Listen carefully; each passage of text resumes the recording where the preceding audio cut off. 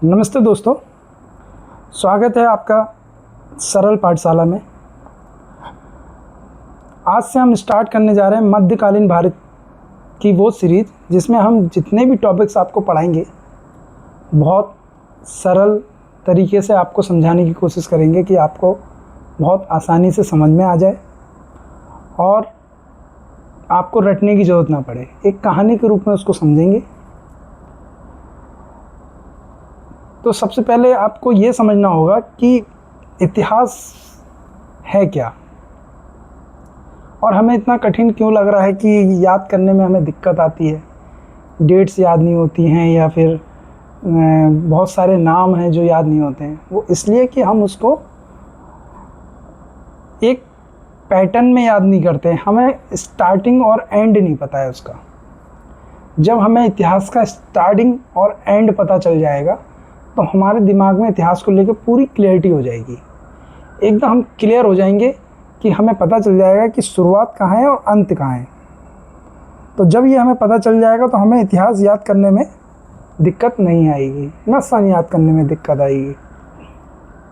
तो इतिहास जो है एक बोरिंग सब्जेक्ट से इंटरेस्टिंग सब्जेक्ट बन जाएगा। और मेरा प्रयास यही है कि आपके अंदर इतिहास को लेके इंटरेस्ट जगाना कि ये बहुत खूबसूरत सब्जेक्ट है। इसके साथ साथ जितने भी हम सब्जेक्ट पढ़ेंगे उन सब में हम उसमें इंटरेस्ट बिल्डअप करेंगे और जब हमें इंटरेस्ट आ जाएगा तो हमें पढ़ने में वो आसान लगने लग जाएगा। तो चलिए स्टार्ट करते हैं हम अपना मध्यकालीन भारत का परिचय। तो पहले तो हम ये जानते हैं कि इतिहास है क्या। तो इतिहास जो समय बीता हुआ है, बीत चुका है और उसका जो हम अध्ययन करेंगे तो वो इतिहास कहलाएगा। उसका जितना भी अध्ययन होगा वो इतिहास कहलाएगा। अब इतिहास को कैसे हम डिफाइन करें, तो इसको 3 भागों में बांट दिया गया है। पहला है प्राचीन भारत,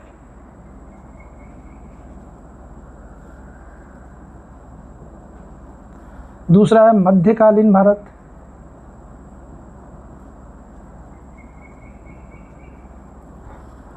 तीसरा है आधुनिक भारत।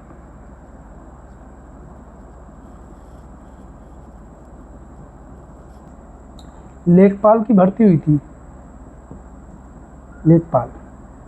इसमें इसके इंटरव्यू में मेरे से ये क्वेश्चन पूछा गया था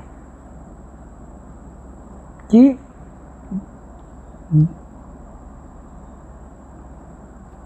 इतिहास को कितने भागों में बांटा गया है। तो ये इम्पॉर्टेंट चीज़ है छोटे एग्ज़ामों के लिए। पहले हमें ये पता होना चाहिए। अब हमें ये पता होना चाहिए कहाँ से स्टार्ट हो रहा है, कहाँ ख़त्म हो रहा है, कि प्राचीन भारत कहाँ स्टार्ट हुआ, कहाँ ख़त्म हो रहा है। मध्यकालीन भारत कहाँ से स्टार्ट हुआ, कहाँ ख़त्म हुआ। आधुनिक भारत कहाँ से स्टार्ट। जब हमें ये पता चल जाएगा तो हमें ब्रॉड रूप पता चल जाएगा इतिहास का। और इसी के बीच में हमको सब पढ़ना है। ये पढ़ लिया, पूरा इतिहास ख़त्म। हमें इनका टाइम पीरियड बस याद करना होगा।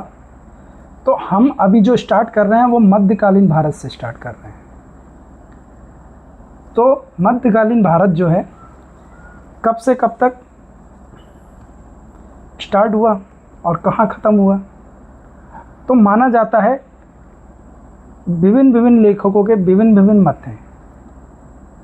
जितने भी इतिहासकार हैं वो अलग अलग मत देते हैं। तो पर ज़्यादातर इतिहासकारों का मत है कि 18वीं शताब्दी से 8वीं शताब्दी से 18वीं शताब्दी तक इस काल को माना जाता है। या तो ये कह लें 750 ईस्वी से लेकर 1757 ईस्वी तक के काल को मध्यकाल कहा जाता है। या फिर ये कह लें कि हर्षवर्धन के बाद के काल को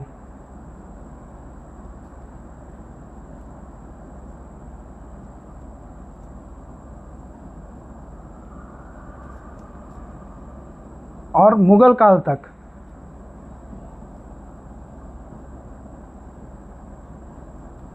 के समय को हम मध्यकालीन भारत कहते हैं। तो हमको ये वाला पीरियड के बारे में पूरी जानकारी करनी है। अब आप ये देख रहे होंगे कि 8 से 18 मतलब 1000 वर्ष, 1000 वर्ष का समय है ये। तो इन 1000 वर्ष के समय में कितने सारे घटनाएं हुई होंगी, इन सभी घटनाओं को हम क्रमबद्ध तरीके से जानेंगे, समझेंगे और एक कहानी के रूप में समझते चले जाएंगे, तो हमें ये बहुत कठिन नहीं लगेगा। तो अब 1000 वर्ष बहुत होते हैं। अभी हम 2026 में चल रहे हैं। इसका मतलब कि इस काल से अभी तक हम 126 वर्ष, भाई 18वीं सदी से, सॉरी, हम 2026 में चल रहे हैं और 18वीं सदी मतलब 1800 से आसपास, ठीक है। तो 200 साल भी बीते हैं अभी तक। 2026 और 1800, तो कितने का अंतर है भाई? 226 साल का तो अंतर है भाई, इतने ही आगे तो निकले हैं अभी हम। और कहाँ 1000 वर्ष, तब 226 वर्षों में कितनी सारी घटनाएं हो गई, तो इस 1000 में कितनी सारी घटनाएं होंगी। तो जब हम इतनी सारी घटनाओं को एक कहानी के रूप में जब हम याद करेंगे तो बहुत आसानी से हम इसको याद कर ले जाएंगे। ठीक है, यहाँ तक समझ में आ गया। तो हम मध्यकालीन भारत को जब हम याद करेंगे तो हमें 2 नाम को बहुत अच्छे से याद रखना है। पहला है मोहम्मद बिन कासिम। मोहम्मद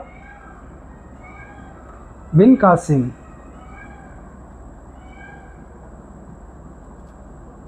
दूसरा नाम है महमूद गजनवी।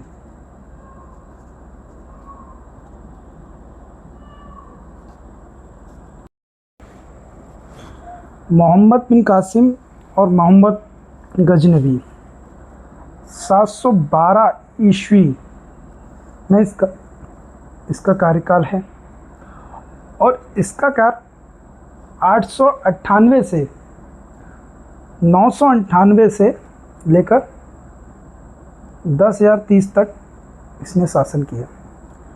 पर इनको जानने से पहले हम ये भी समझना ज़रूरी है कि पूरे भारत में क्या हो रहा था उस टाइम। जब मोहम्मद बिन कासिम का आक्रमण हो रहा था, इसने आक्रमण किया था, उस समय भारत में उत्तर में 3 बड़े साम्राज्य जैसे पाल साम्राज्य, प्रतिहार, राष्ट्रकूट, ये इनके बीच में त्रिपक्षीय संघर्ष चल रहा था।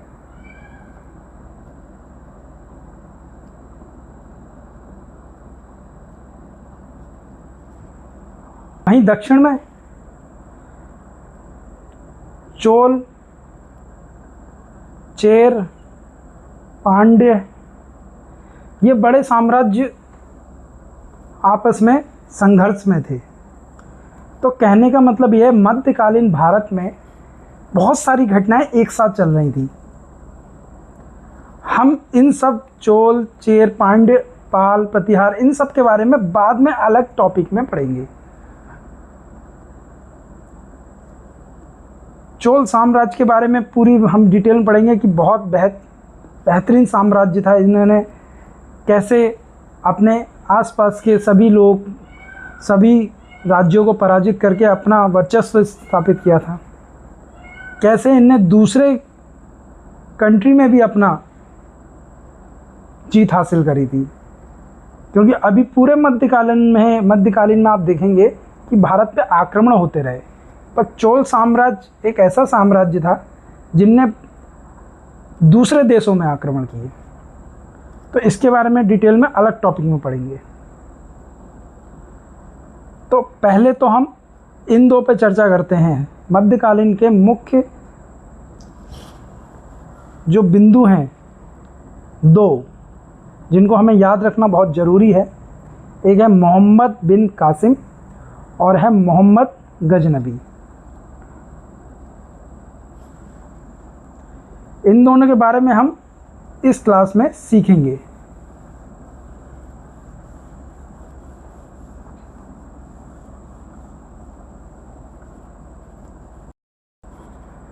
सबसे पहले हम मोहम्मद बिन कासिम के बारे में जानते हैं। ये अरबों का पहला आक्रमणकारी था जिसने भारत पर आक्रमण किया था। इसने सिंध प्रांत में राजा दाहिर, जो एक हिंदू शासक थे, उस पर आक्रमण किया और वहाँ लूटपाट मचाई। और इसका उद्देश्य जो था, इस्लाम का प्रचार करना था और लूटपाट करना था। इसके बाद हम जिसके बारे में जानेंगे वो है मोहम्मद गजनबी। ये एक तुर्क शासक था। तो कहेंगे तुर्कों का पहला आक्रमणकारी कौन था? मोहम्मद गजनबी। अब ये तुर्क कहाँ से हैं? तो आज का जो वर्तमान तुर्किस्तान है, कजाकिस्तान है, उज्बेकिस्तान है, ये वो एरिया है तुर्क। तो ये तुर्क कबीले में थे। ये कबीला धीरे धीरे कहाँ तक पहुँच गया? गजनी तक। अब गजनी क्या है? गजनी अब आज का जो अफ़गानिस्तान है,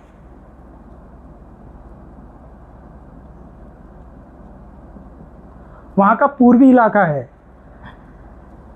गजनी। तो गजनी साम्राज्य की जो संस्थापक थे वो अल्पतगीन थे।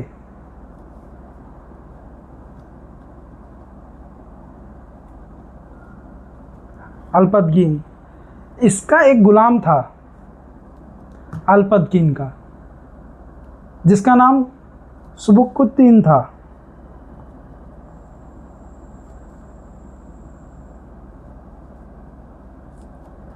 इसका जो लड़का था जिसका नाम था मोहम्मद गजनबी,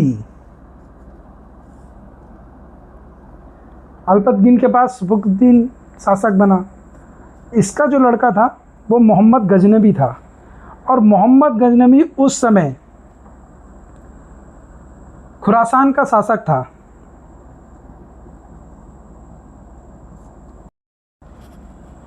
मोहम्मद गजनबी 1998 पर गद्दी पे बैठा और इसने भारत पर आक्रमण स्टार्ट कर दिए। इसने टोटल 17 आक्रमण किए। क्वेश्चन आता है कि भारत पर सबसे ज़्यादा आक्रमण करने वाला शासक कौन था? मोहम्मद गजनबी। गजनबी और गजनी दोनों अलग अलग चीज़ है। गजनी जो है जगह का नाम है वहाँ, और गजनबी उनकी कास्ट समझ लो।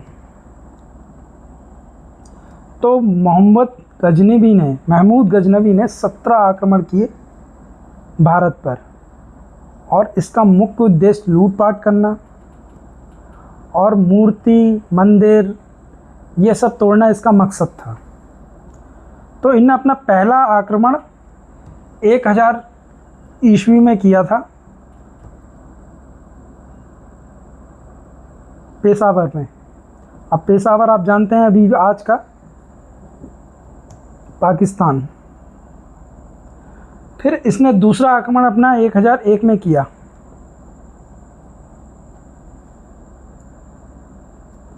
इनने 1001 में पंजाब के एक शाही वंश के शासक जयपाल पे किया था। जयपाल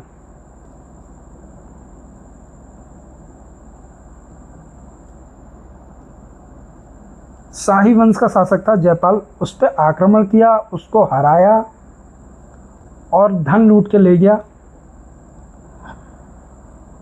इसने 1008 में नगरकोट पे आक्रमण किया। इसका जो मुख्य आक्रमण था वो 1025 में सोमनाथ मंदिर पे था।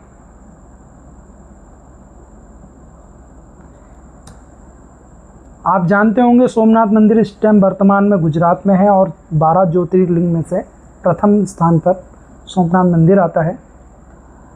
इस पे इसने आक्रमण किया, वहाँ मंदिर को तोड़ा और ढेर सारा धन यहाँ से ले गया। पर बीच में जाटों ने इनके ऊपर हमला करके कुछ धन चुरा लिया।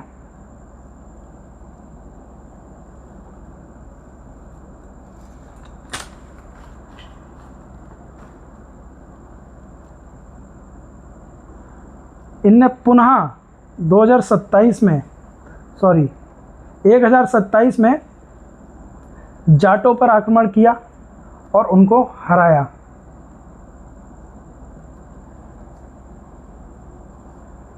मोहम्मद गजनी की 10,030 में मृत्यु हो गई।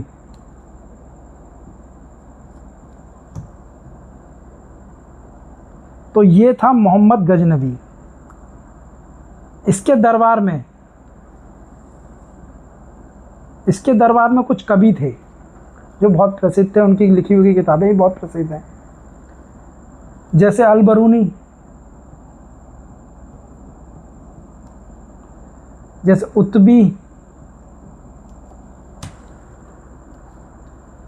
फिरदौसी,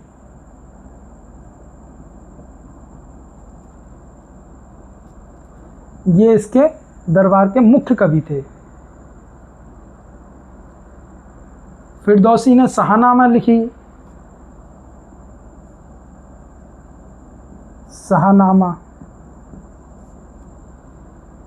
अल-बरूनी ने तहरीक-ए-हिंद लिखी।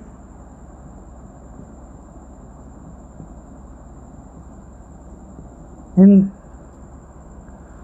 और उतबी ने किताबुल हिंद लिखी।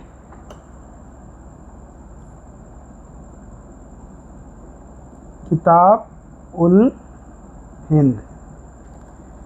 तो ये था पूरा महमूद गजनवी और ये पूरा था मध्यकालीन भारत। तो आप लोगों को समझ में आई होप आया होगा कि कैसे मध्यकालीन भारत की शुरुआत हुई, कैसे भारत पर आक्रमण प्रारंभ हुए, मुस्लिम आक्रमण।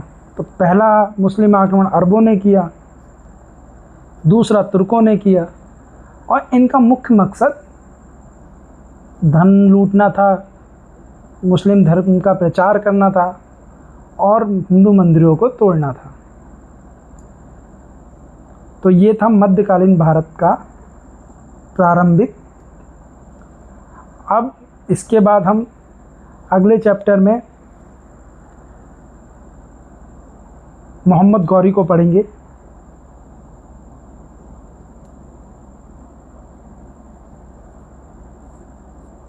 Next chapter. आई होप आप लोगों को समझ में आया। धन्यवाद।